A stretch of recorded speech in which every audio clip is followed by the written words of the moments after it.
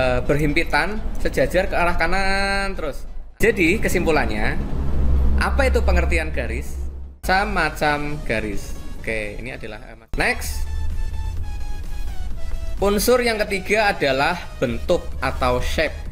Nah, tadi kita sudah punya dua titik A dan titik B. Sekarang kalau saya punya satu titik lagi, saya taruh di bawah titik B, ya, katakanlah titik yang baru ini namanya titik C. Kita sudah punya 3 titik, berarti titik A, B, dan C. Nah, titik C ini saya taruh di bawah sekitar ya 5 cm lah, 5 cm di bawah titik B. Jadi kita punya 3 titik. Kalau saya hubungkan dari titik A ke titik B, kemudian ke titik C ya. Kemudian dari titik C ini saya hubungkan lagi ke titik A, maka akan membentuk apa? Ayo, coba tebak. Iya, betul sekali. Akan membentuk sebuah segitiga. Jadi pengertian bentuk ini adalah suatu susunan garis yang ujungnya saling berhubungan. Sampai sini bisa dipahami ya.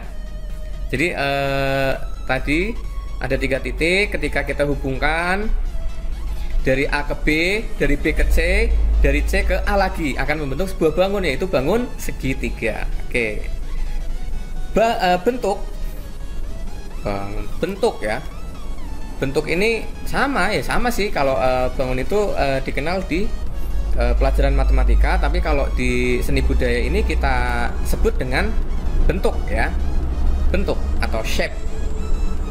Bentuk digolongkan menjadi 2 macam, yaitu bentuk geometris. Ini contohnya, ada persegi panjang, segitiga, oval, lingkaran, belah ketupat, jajar genjang, persegi, layang-layang, dan lain sebagainya. Bentuk-bentuk yang biasa kita lihat dalam kehidupan sehari-hari atau dalam pelajaran matematika juga ada ya. Nah, yang kedua adalah bentuk organis. Bentuk organis ini bentuknya tidak beraturan ya. Contohnya ada yang seperti ini. Ini namanya bentuk organis ya.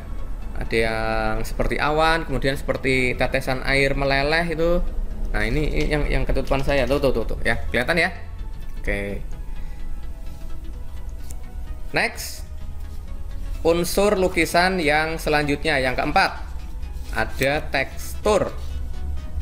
Tekstur adalah kesan halus dan kasarnya suatu lukisan atau gambar.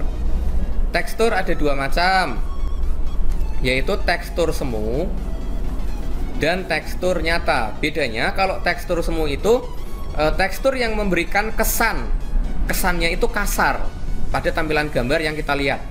Namun ketika gambar itu dipegang gambarnya, gambarnya ternyata halus, nggak kasar. Nah, berarti ini cuma kesannya saja ya, efeknya saja. Ketika dipegang ya halus, rata gitu. Kemudian yang kedua, tekstur nyata. Nah, tekstur nyata ini tampilan gambar yang memiliki kesan kasar, ketika dipegang juga sama kasarnya ya. Paham sampai sini ya? Oke, kita lanjutkan. Unsur yang kelima yaitu warna atau color. Kita flashback lagi ya. Warna itu apa sih? Warna itu hari-hari saya ketika saya melihat Bapak lagi menjelaskan misalnya. Enggak, maaf bercanda. Nah, warna itu apa ya? Masih ingat nggak warna itu apa? Warna itu biru, warna itu merah, dan sebagainya. Sebetulnya itu ya betul sih, itu adalah contoh warna. Tapi definisinya warna itu apa? Masih ingat nggak dulu waktu pelajaran kelas 7? Ya, kalau lupa saya terangkan lagi wis, nggak apa-apa wis ya. Nah, ini adalah tabel warna. Jadi warna adalah gelombang cahaya dengan frekuensi yang mempengaruhi indera penglihatan ya. Warna itu gelombang cahaya loh. Baru tahu kan? Baru tahu nggak? Mudah-mudahan nggak. Soalnya dulu waktu kelas 7 ini sudah diterangkan ya. Sudah disampaikan. Oke, warna adalah gelombang cahaya. Kok gelombang sih Pak? Buktinya apa Pak? Nah, buktinya ketika malam-malam mati lampu, malam-malam mati lampu, udah gelap nggak ada lampu, tambah gelap. Kalau gelap itu yang kelihatan, yang bisa kamu lihat warna apa? Hitam kan? Hanya warna hitam saja. Nah, itu adalah bukti kalau mata kamu tidak bisa menangkap gelombang cahaya yang ada. Gitu. Jadi mata kamu ya melihat kegelapan itu hitam. Kalian melihat bendera merah putih di kegelapan, ya nggak, karena gelap, nggak ada warnanya, hitam. Paham ya sampai sini ya? Itu karena tidak ada cahaya yang masuk ke mata kita, tidak ada pantulan cahaya yang masuk ke mata kita. Sampai sini bisa dipahami. Nah, ini juga kan selaras dengan materi pelajaran ilmu pengetahuan alam. Ya. Jadi warna itu merupakan gelombang cahaya dengan frekuensi yang mempengaruhi indera penglihatan. Gitu. Paham ya? Oke. Saya lanjutkan. Nah, dalam lukisan, dalam seni budaya, warna merupakan elemen yang dapat menarik perhatian, meningkatkan mood atau suasana hati seseorang ya, mendeskripsikan suatu perasaan dan lain sebagainya. Oke. Di dunia ini ada beberapa jenis warna, anak-anak. Yang pertama adalah jenis warna primer. Contohnya warna apa coba? Iya, kalian perhatikan segitiga warna hitam. Di dalam segitiga itu ada warna apa aja? Ya, kuning, biru, dan merah. Jadi yang termasuk warna primer ini adalah warna kuning, biru, dan merah.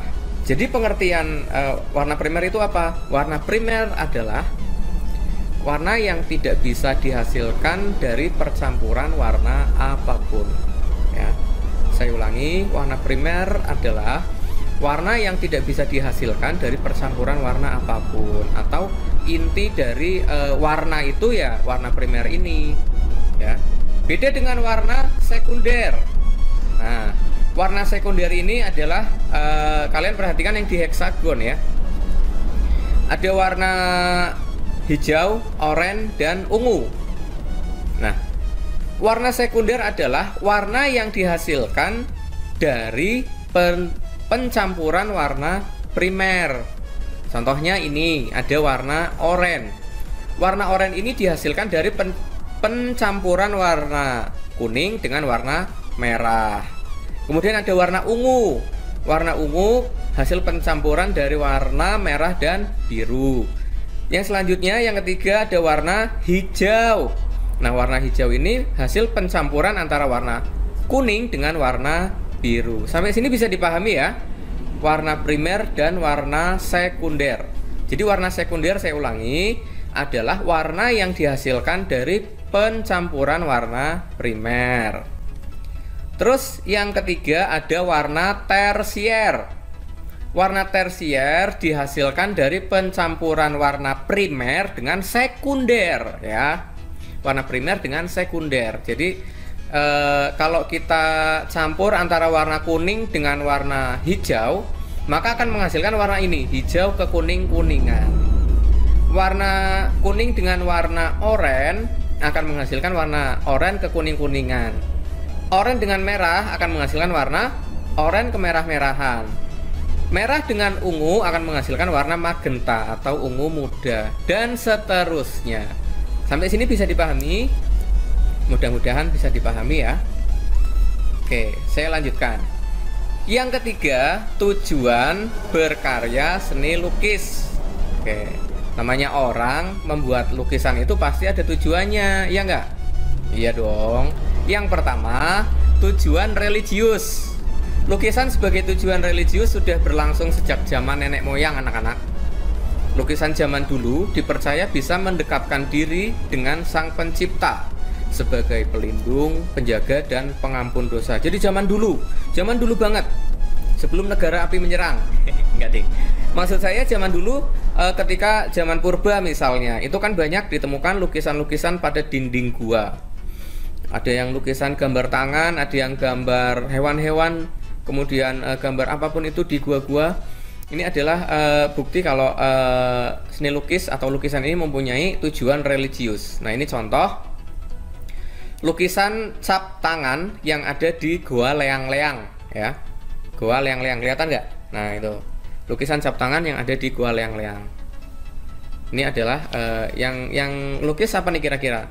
Pithecanthropus erectus, Meganthropus erectus. Nah, coba kalian cari di mata pelajaran IPS, ya. Kemudian yang selanjutnya ada tujuan kritik sosial. Nah, berawal dari kesenjangan sosial, peristiwa politik, ketidakberdayaan rakyat, serta perilaku kehidupan lain yang terjadi di masyarakat, bisa menjadi ide dalam berkarya seni lukis. Nah, untuk kritik-kritik pemerintah misalnya, ini contohnya. Ini lukisan karya seniman senior ya, Joko Pekik namanya. Judulnya Pawang Kesurupan. Kalau kalian perhatikan di lukisan ini kan ada sebuah proses pengadilan ya, proses pengadilan yang mana digambarkan, diilustrasikan di situ bahwa pengadilan di Indonesia itu tidak berlangsung adil atau tidak seperti sebagaimana biasanya. Maka dia membuat protes dengan cara melukis seperti itu. Kan nggak mungkin lah ada apa ini namanya kuda lumping, ebek ya, tampilnya di depan majelis hakim, kan nggak mungkin ya.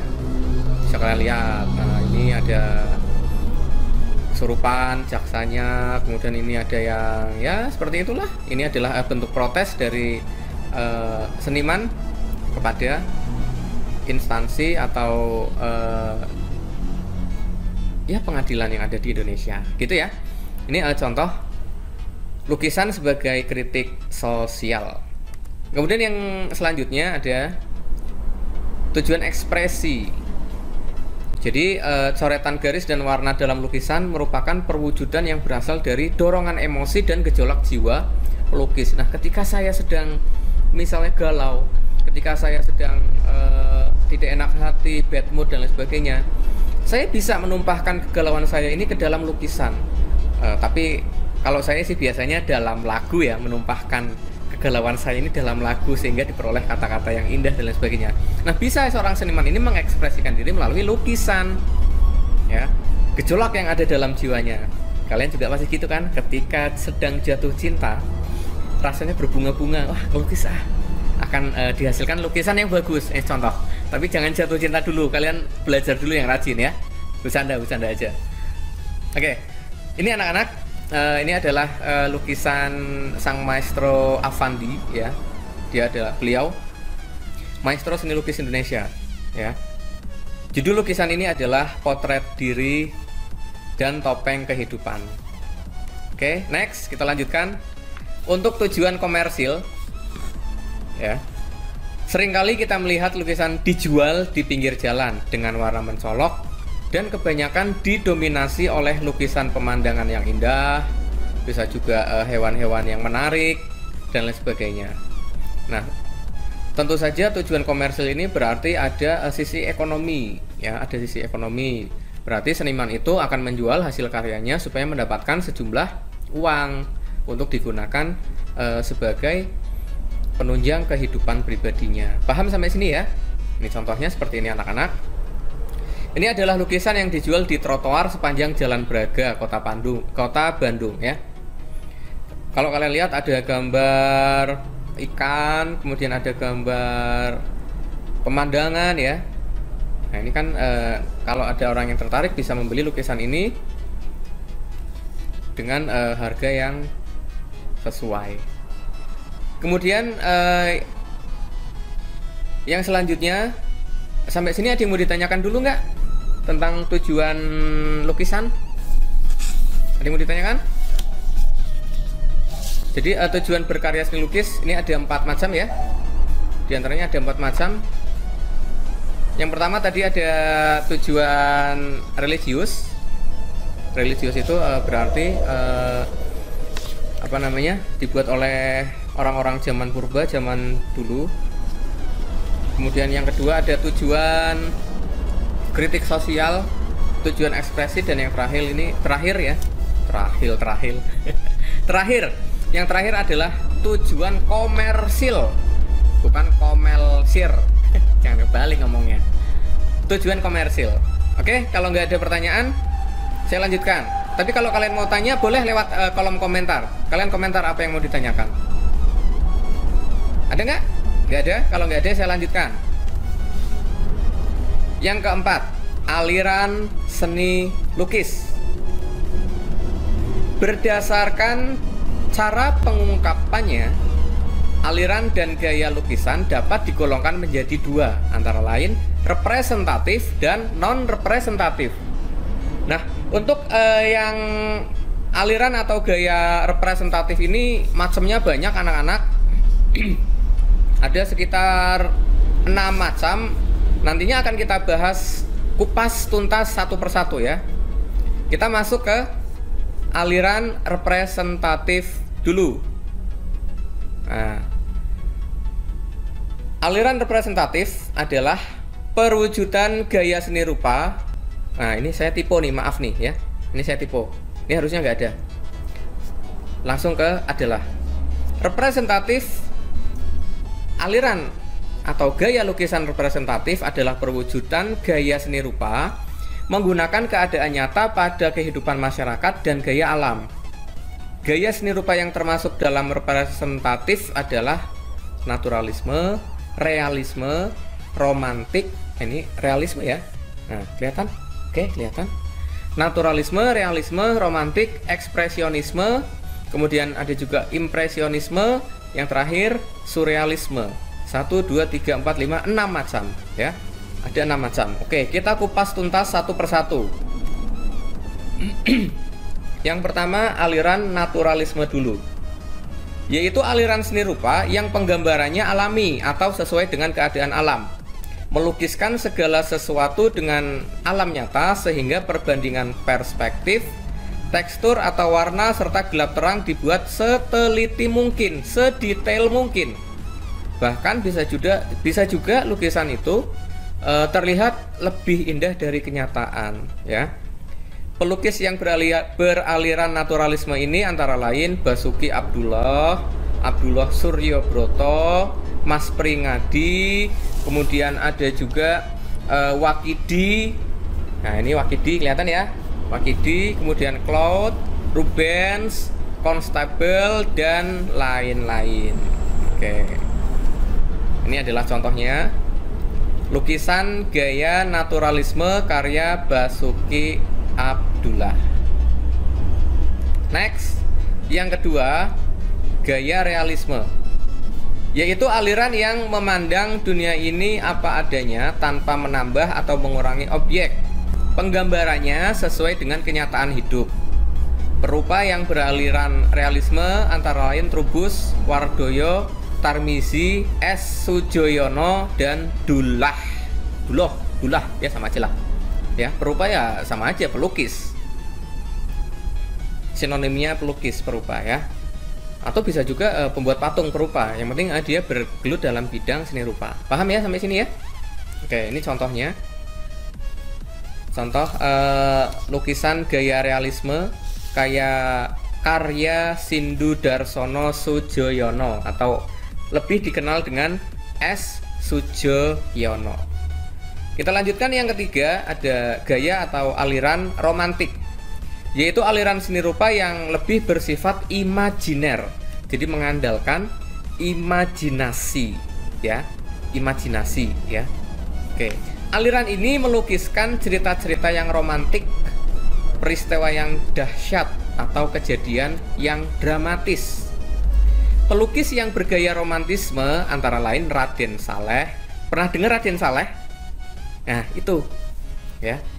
Salah satu pelukis maestro Indonesia sejak zaman dulu kala ya, Raden Saleh. Kemudian ada juga Francisco Goya dan Turner ya. Itu adalah 3 orang yang beraliran romantik atau romantisme, sama aja lah ya. Ini adalah contohnya aliran romantik lukisan karya Raden Saleh berjudul Penangkapan Pangeran Diponegoro ya. kejadian ini sangat dramatis anak-anak. Jadi diabadikan oleh Raden Saleh ke sebuah lukisan. Karena zaman dulu itu nggak ada yang namanya smartphone. Kalau zaman sekarang saya yakin Pangeran Diponegoro ditangkap, kalian rekam pakai HP ya. Maaf bercanda.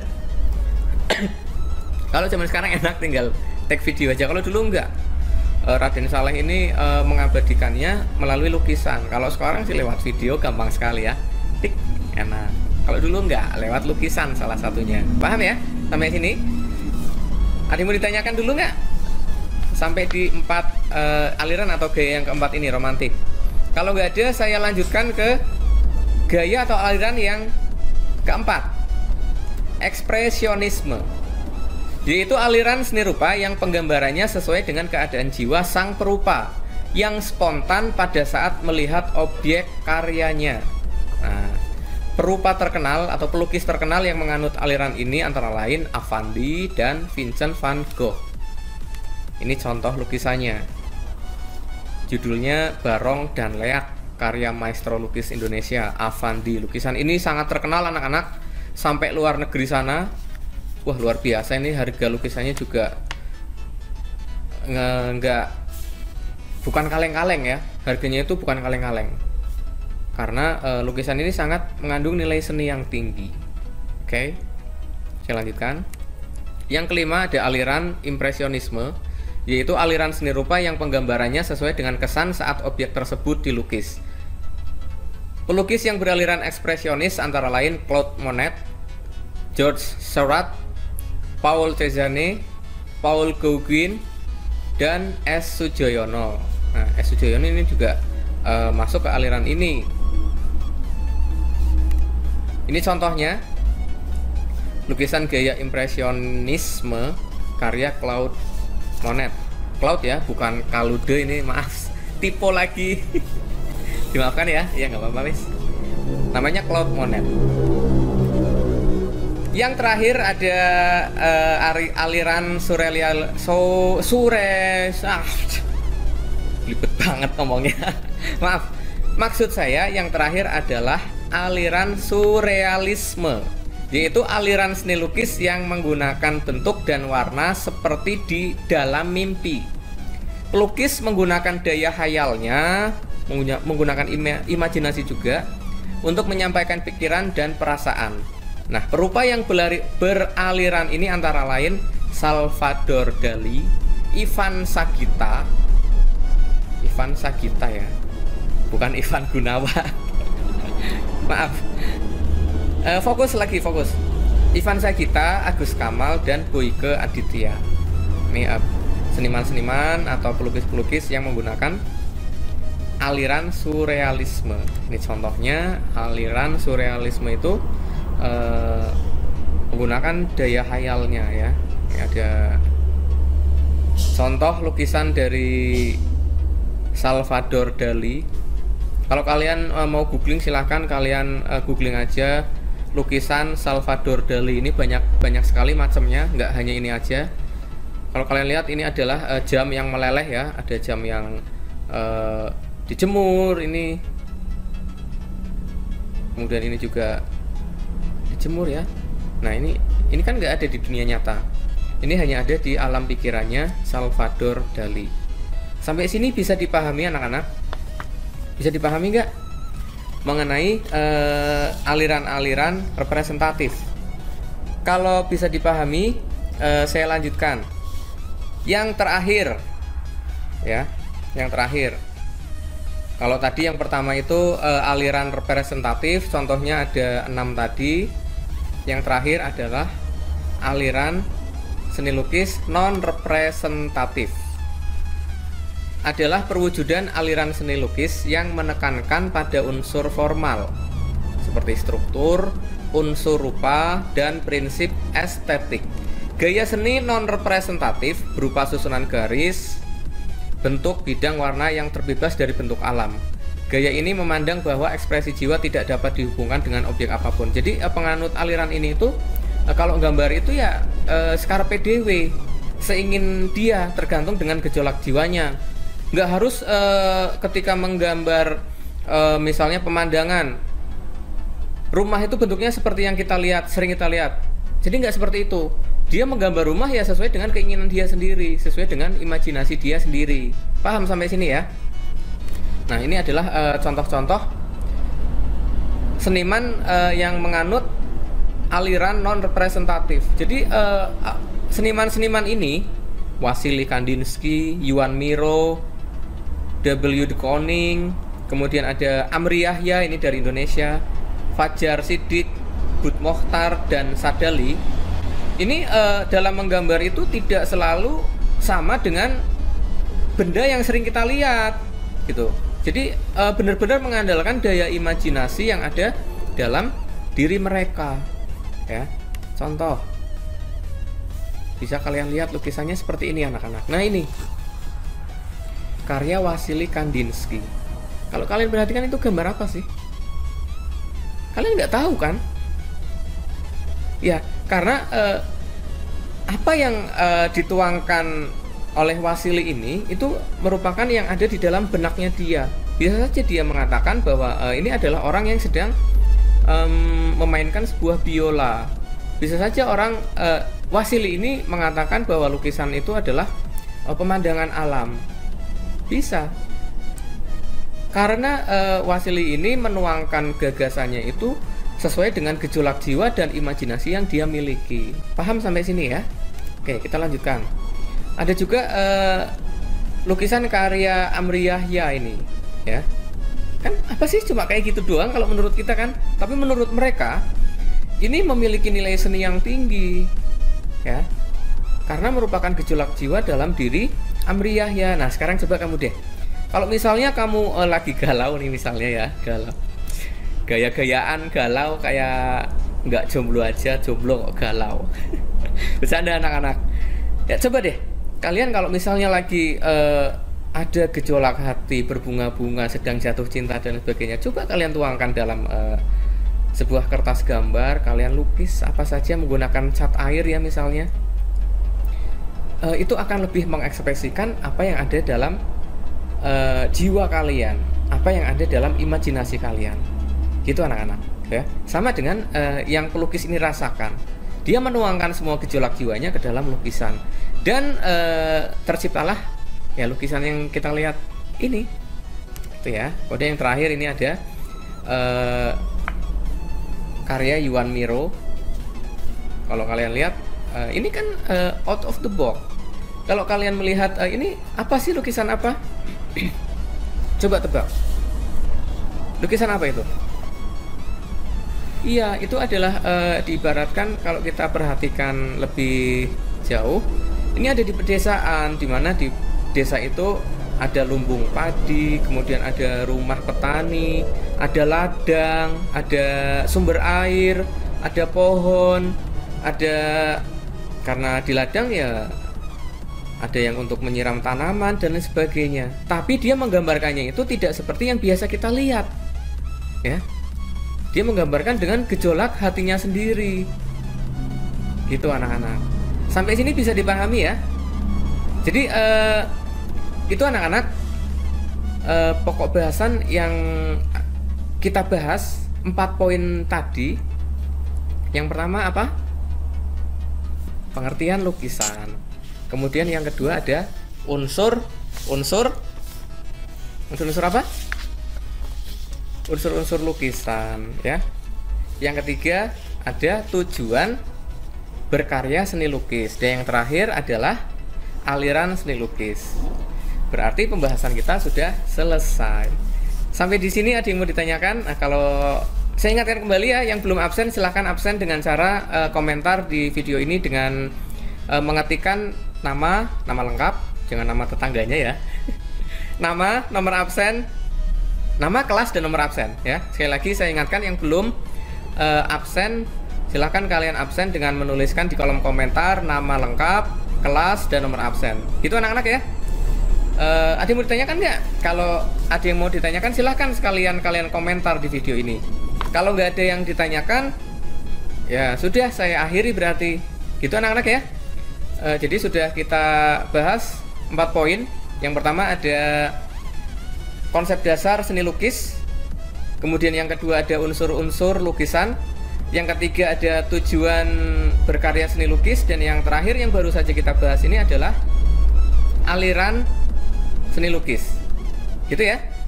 Oke, kalau tidak ada pertanyaan, terima kasih anak-anak atas waktunya. Saya anggap pertemuan ini sudah selesai. Saya akhiri. Wassalamualaikum warahmatullahi wabarakatuh. Selamat siang. Tetap semangat. Jangan lupa yang belum sarapan, silahkan sarapan ya. Karena setelah ini saya akan ngajar online kelas 7. Oke? Sampai ketemu di hari Rabu depan. Terima kasih.